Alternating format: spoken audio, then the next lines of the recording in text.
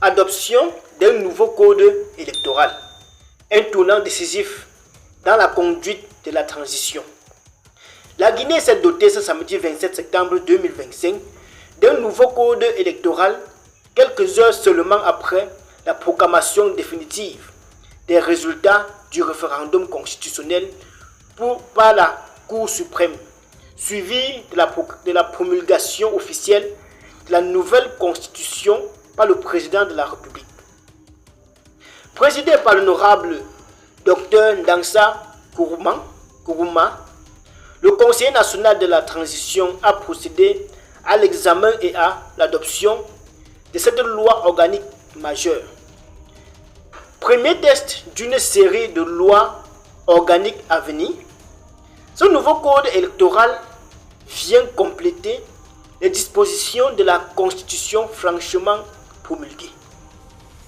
Il apporte des précisions importantes sur le processus électoral, notamment en ce qui concerne l'élection des députés et des sénateurs, le scrutin régional, les candidatures indépendantes ainsi que le rôle central de l'organe technique indépendant de gestion des élections.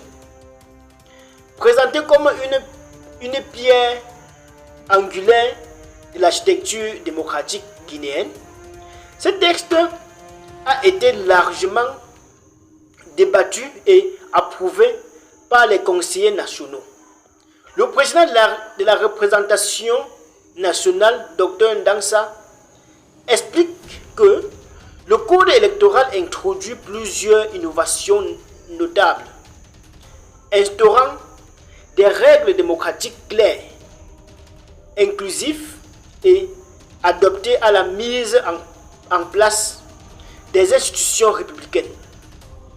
Il couvre l'ensemble du processus, depuis l'organisation du référendum jusqu'au statut des conseillers de quartier et de district, en définissant les procédures, les responsabilités et les limites.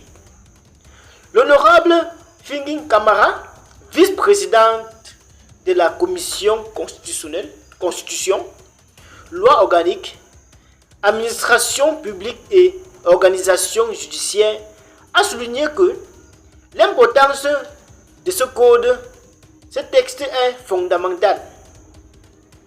Il constitue désormais un socle juridique de tous les scrutins à venir, présidentiels, législatifs, sénatoriaux, communaux, régionaux et référendaires. C'est par lui que s'exprimera la souveraineté du peuple dans toutes ses dimensions.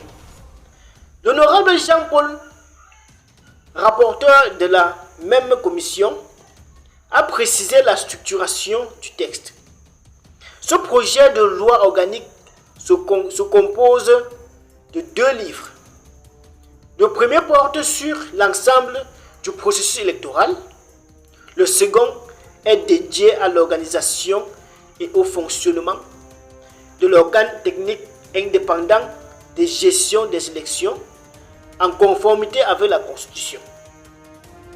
Les débats ont permis d'aborder plusieurs préoccupations, notamment la représentativité des Guinéens de l'étranger.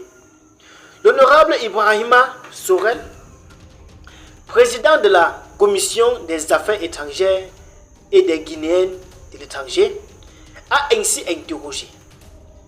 Il est fait mention d'un nombre global de députés et de sénateurs. Mais qu'en est-il de leur répartition par circonscription? Peut-on avoir plus de précisions sur les modalités réglementaires de cette répartition? D'autres interrogations ont porté sur le statut des candidats. À l'issue des discussions, les explications fournies ont convaincu les conseillers nationaux qui ont massivement adopté le texte. Le nouveau code électoral, structuré en 2 livres et 20 chapitres, comprend plus de 345 articles.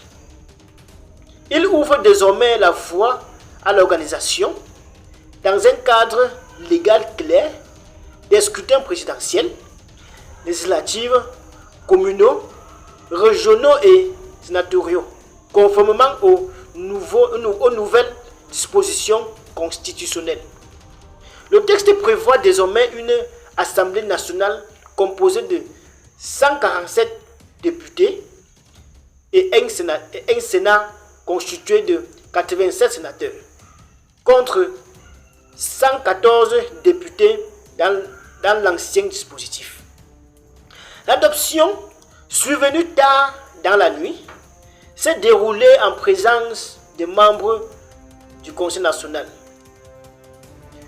de plusieurs présidents d'institutions républicaines, de Madame la gouverneure de la ville de Conakry, ainsi que des présidents des délégations spéciales. Très bien les amis, c'est ici que prend fin notre petit bulletin d'information. Restez scotchés à la chaîne. Sur ce, portez-vous bien, à très bientôt.